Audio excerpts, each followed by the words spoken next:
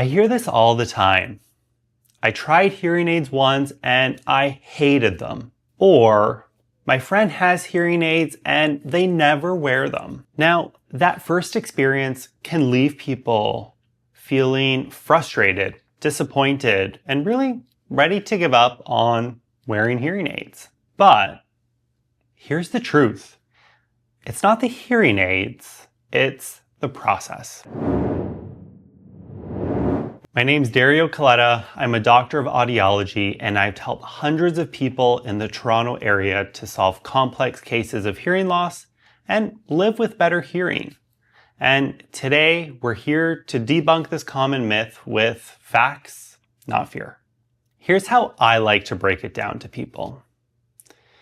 If you have a hearing loss and you're wearing the right hearing aid, it's been fit in the right way, with the right support, you should love it. But when someone doesn't, something in the process broke down. Now, one of the most common problems I see is either a poor or incomplete fitting of the hearing aids.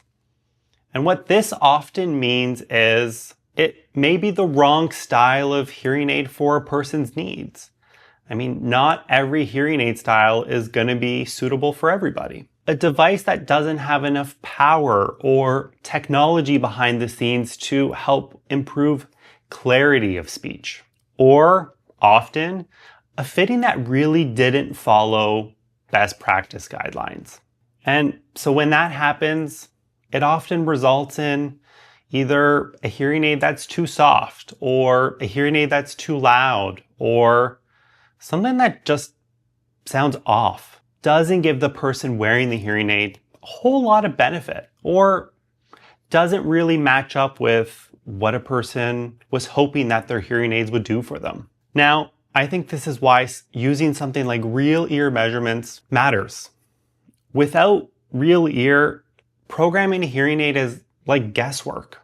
Real ear measurements objectively help us to ensure that your hearing aid is programmed where we think it should be. A hearing aid is not something that can be taken out of a manufacturer's box and put directly onto someone's ear and they walk out the door.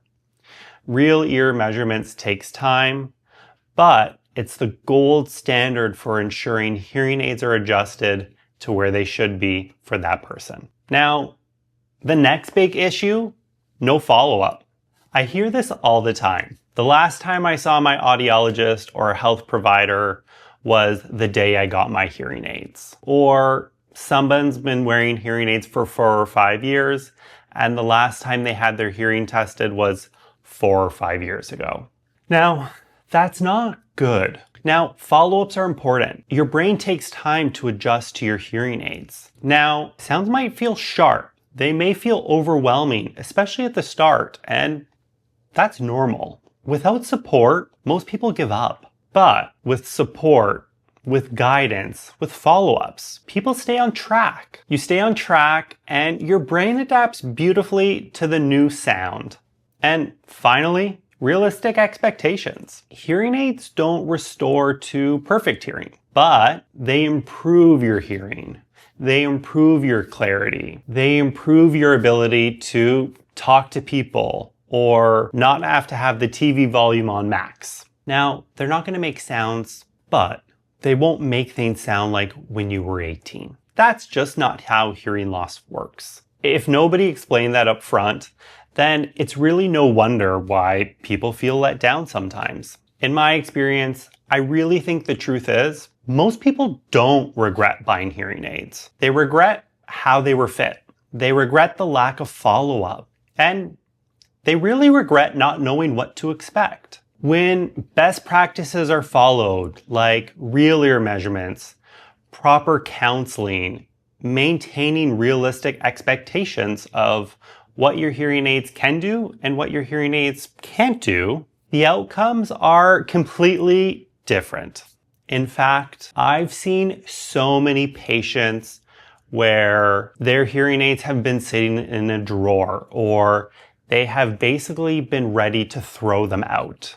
And we've turned it into something they love, and they can't imagine their life without their hearing aids. Same hearing aid, but a whole new result. And why do you ask? Well, because the care was different. So, how do you avoid being someone who falls into that, well, I hate mine crowd? Choose a provider that's going to use real ear measurements. Ask about follow-up care before you commit to your hearing aids.